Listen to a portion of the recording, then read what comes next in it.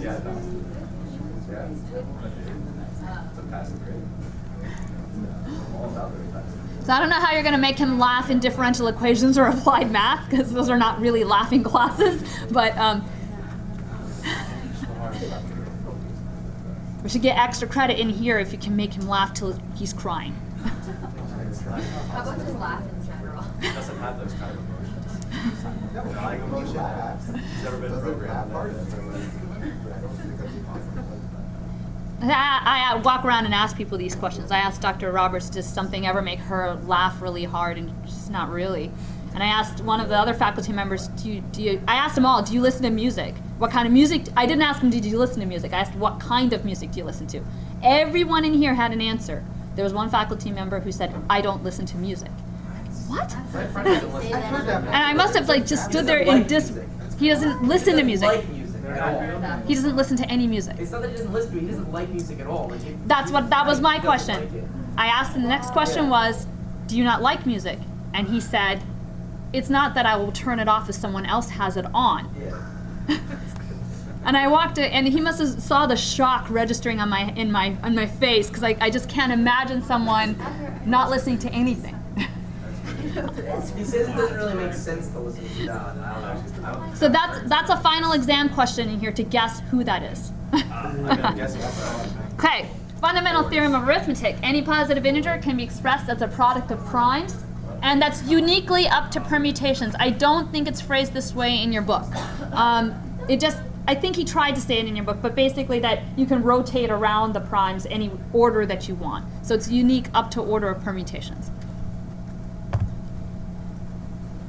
Now I want to prove that there's infinitely many primes. I love to ask little children this. They start playing with prime numbers. Like, do you think it goes on forever? And they'll be, I don't know. Well, maybe. I think it has to stop. You make them do the sieve of Eratosthenes, where you actually have them fill out up to 100 and find all the primes in that sieve. They'll take out all multiples of 2 first, all multiples of 3, and then the sieve is what's left.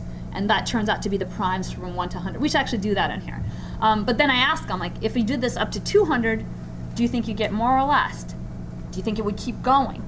And usually half of them will say, I don't think it goes on forever, because the numbers are going to get so big, eventually everything's going to be prime. There's another group that says, I think it might actually keep going on forever.